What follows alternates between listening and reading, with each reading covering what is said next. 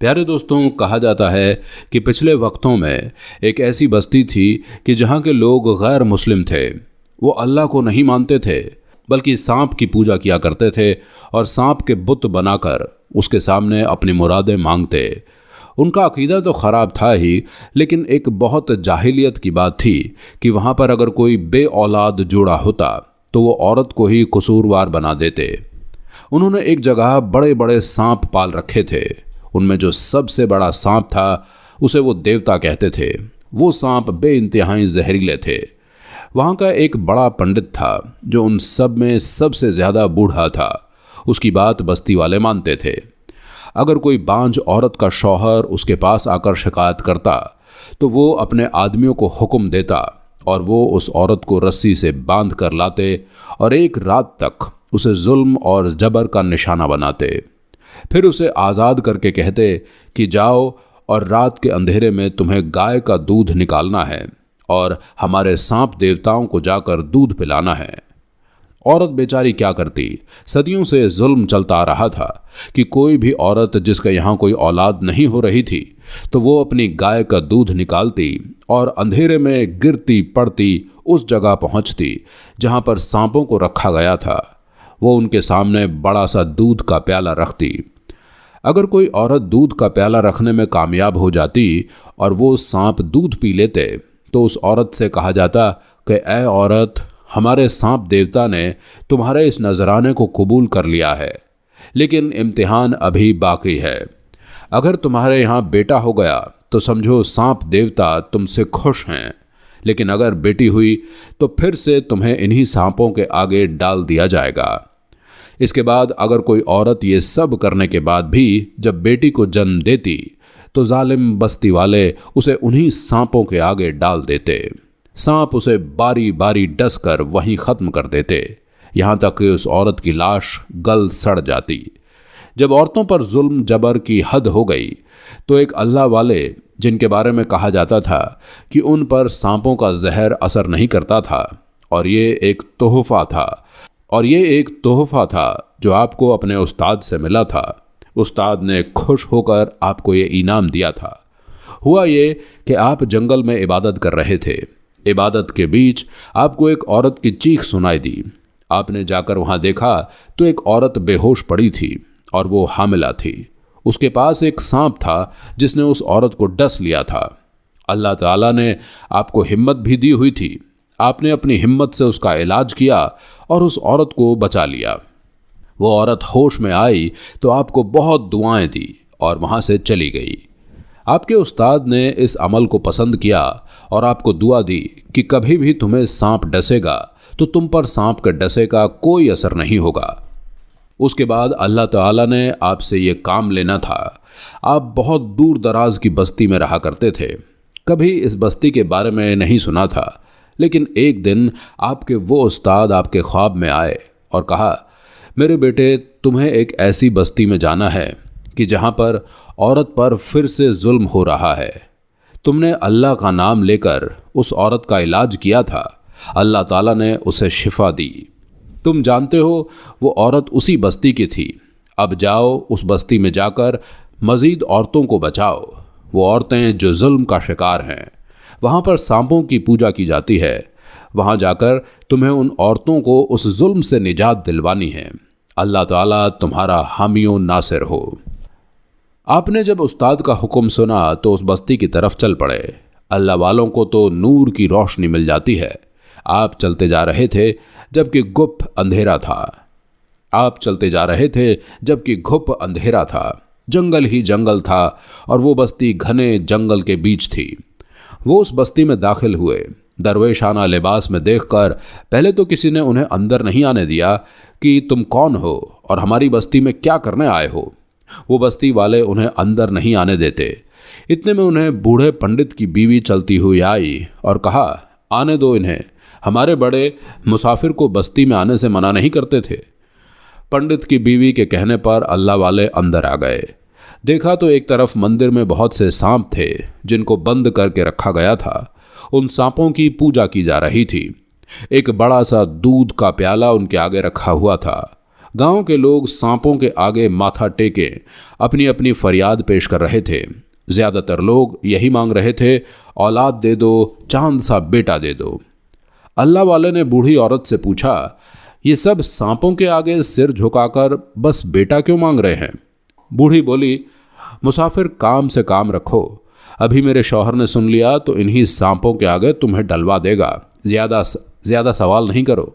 आप अल्लाह वाले, अल्लाह के नेक बंदे, किसी से कभी ना डरने वाले सिवाय अल्लाह रब्बुल इज़्ज़त के। आपने कहा कि अभी तुम्हारे शौहर से ही पूछता हूँ। जैसे ही अल्लाह वाले आगे बढ़े, एक औरत के चिल्लाने की आवाज़ आई, मुझे नहीं मारो, मेरा क्या कसूर है, मैंने तो बेटी को जन्म दिया। वो बार बार कह रही थी, मेरी छोटी बेटी है, मुझे उसके पास रहने दो, मुझे उससे अलग ना करो। लेकिन वो जालिम जाबिर लोग उसकी आवाज़ नहीं सुन रहे थे, उसे सांपों के पास लेकर जा रहे थे। उसी वक्त अल्लाह वाले बड़े जोश से चिल्लाए, रुक जाओ। अपने जलाल में आकर आगे बढ़े और कहा, तुम लोगों ने इस औरत के साथ क्या किया है? क्या करने वाले हो? शर्म नहीं आती? अगर इसने बेटी को जन्म दिया तो इसमें इसका क्या कसूर? इस औरत का कोई अमल दखल नहीं देने वाली हस्ती सिर्फ अल्लाह की है। वो बूढ़ा पंडित आगे आया और कहा, क्या कह रहे हो? कौन अल्लाह? हम किसी को नहीं जानते। ये हमारे सांप देवता हैं, यही हमें खिलाते पिलाते हैं, बेटा देते हैं, हम इनको मानते हैं। अल्लाह वाले ने कहा, ऐसा क्यों कर रहे हो और बेटा क्यों मांग रहे हो? तो उसने कहा, क्योंकि हमारे पहले जो बड़े गुजरे हैं ये उनके सांप हैं। इनमें जो ये बड़ा सांप फन फैलाए बैठा है ये सबसे बड़ा देवता है, हमारी सारी मुरादें पूरी करता है और ये नाराज़ होता है तो फिर किसी को नहीं छोड़ता। अल्लाह वाले ने कहा, ये सब गलत है, ये सांप हमारी तुम्हारी तरह अल्लाह की एक मखलूक हैं, यानी इसे भी अल्लाह ने पैदा किया है। ये कहाँ किसी को जिंदा कर सकते हैं या मार सकता है? औरत ने कहा, देखो तुम यहाँ मुसाफिर हो ना, चलो निकलो, वरना तुम्हें इन्हीं सांपों के आगे डाल देंगे, फिर देखना कि ये क्या हाल करते हैं तुम्हारा। अल्लाह वाले ने कहा, मैं मुसाफिर तो हूँ लेकिन एक मुसलमान हूँ, अल्लाह का भेजा हुआ अदना बंदा। मैं यहाँ इस्लाम की दावत देने आया हूँ, वो इस्लाम जिसने औरत को सबसे ज़्यादा इज्जत दी, वो दीन जिसमें औरतों पर कोई जुल्म किया ही नहीं जाता, औरतों पर कोई जबर नहीं किया जाता। ये वो दीन है जिसमें सबसे ज़्यादा रहमदिली औरतों के साथ दिखाई गई है। ये सब सुनकर बूढ़ा पंडित चिल्लाया और बोल पड़ा, पकड़ो इसे और डाल दो हमारे सांपों के आगे। अल्लाह वाले को वो ताकतवर लोग पकड़कर सांपों के पास लेकर जाने लगे, लेकिन जूं ही उन सांपों के बड़े सांप के आगे आपको डाला गया तो उसने आपको डस लिया। अब वो लोग खुश हो रहे थे कि देखो बड़ा आया हमारा मुकाबला करने वाला, अब तड़प तड़प कर मरेगा। लेकिन ये क्या, सांपों के डसे का उन पर कोई असर ना हुआ। और अल्लाह की कुदरत देखिए, जब कुछ हुआ ही नहीं तो जान कैसे निकलती। वो सांप जिन्होंने न जाने कितने बरस से औरतों को लाश बनाया था, वो सांप तावेदारी से ऐसे झुके जैसे कोई अपने बादशाह के आगे अदब से सिर झुकाता है। आप उठे और उस पंडित की तरफ आए और कहा, क्यों हैरान हो रहे हो कि मुझ पर इन सांपों के कांटे का असर क्यों नहीं हुआ? पहले तुम पूछ रहे थे ना कि अल्लाह कौन है। मैं नहीं, तुम्हारा सांप देवता ही ये बताएगा। बताओ अल्लाह कौन है। आपने सांप देवता की तरफ देखा जो सबसे बड़ा था। वो अल्लाह के हुक्म से कुव्वते गवाही आने से बोल पड़ा। उस सांप ने कहा, अल्लाह एक है जो हमारा मालिक है, वो पाक है, हर ऐब से पाक है, उसने सबको बनाया और मैं भी तुम इंसानों की तरह अल्लाह की बनाई हुई मखलूक हूँ। तुम मुझे क्यों सजदा करते हो? एक अल्लाह के आगे सिर झुकाओ। जो ये अल्लाह वाले कह रहे हैं वो करो, वरना अल्लाह के हुक्म से हम पूरी बस्ती को ख़त्म कर देंगे। जिनमें से वही बचेगा जो ईमान वाला होगा। याद रखो लोगों कि अल्लाह के सिवा कोई माबूद नहीं, वो एक है, उसकी कोई औलाद नहीं। सांप की गवाही काफ़ी थी। सब पंडित थर थर कांपने लगे। वो सांप जिनकी सदियों से वो पूजा करते आ रहे थे, जिनके आगे औरतों की कुर्बानी दे रहे थे, वो सांप एक अल्लाह ताला की गवाही दे रहा था। उन्होंने कहा, आप क्या कहते हैं ए अल्लाह वाले? आप अल्लाह के नेक बंदे हैं ना? तो आपने फरमाया, कितने बरसों से औरत की बलि चढ़ा रहे हो, रोक दो ये काम। और अल्लाह पर ईमान ले आओ। तुमको नहीं पता तुम कितना गुनाह कर रहे हो, और अगर अल्लाह ताला की रोशनी तुम्हारी इस बस्ती में पहुंच गई है तो अब देर न करो और मुसलमान हो जाओ। गवाही तो तुम्हारा सांप दे चुका है। पंडित देख चुके थे कि सांप ने गवाही भी दे दी, और उन्होंने भी ये देखा कि वो औरत जिसको सांपों के आगे डाला गया था, उन सांपों ने अल्लाह के हुक्म से उस औरत को नहीं डसा। वो खुशी खुशी खड़ी हो गई और अपनी बेटी के पास चली गई। अल्लाह वाले ने कहा, इस बस्ती में बेटी हो या बेटा, ये सब अल्लाह के हुक्म से है। बेशक वो किसी को बेटी देता है, बेशक वो किसी को बेटा देता है, और बेशक वो किसी को दोनों देता है और किसी को बांझ रखता है। ये उसकी हिकमत है, तुम उसकी हिकमत से ना खेलो और उसकी मर्जी पर चलो। आइंदा इस बस्ती में कोई जुल्म और जबर नहीं होगा, तुम्हें वादा करना होगा। पंडित ने वादा किया, और उसके बाद फिर उस बस्ती में सांपों के आगे किसी को न डाला गया। उसके बाद पंडित ने अल्लाह वाले के पास आकर कहा, अगर आप हुक्म दें तो हम इन सांपों को छोड़ दें। आप रहमतुल्लाह अलैह उन सांपों के पास आए और कहा, तुम सब वादा करो कि किसी इंसान को डसोगे नहीं, ना ही किसी को नुकसान पहुंचाओगे, ना ही इस बस्ती में वापस आओगे।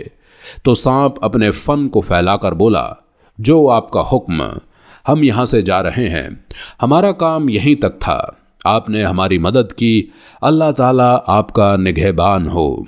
उसके बाद वो सांप रेंगते हुए उसी घने जंगल में चले गए जिसके बीच वो बस्ती थी। फिर पंडित ने आपके पास आकर कहा, हमें कलमा पढ़ा दीजिए, हम अल्लाह की कुदरत के मनाजिर देख चुके हैं और अब मज़ीद देर नहीं कर सकते। उसके बाद आपने सबको कलमा पढ़ाया और सब एक ज़ुबान होकर कलमा पढ़ने लगे। जहाँ सांपों की पूजा की जाती थी, अल्लाह की मस्जिद बना दी गई। उस जगह जाकर आपने इमामत की और उन्हें उस काम पर लगाकर आप वहाँ से चले गए, क्योंकि आपका काम पूरा हो चुका था।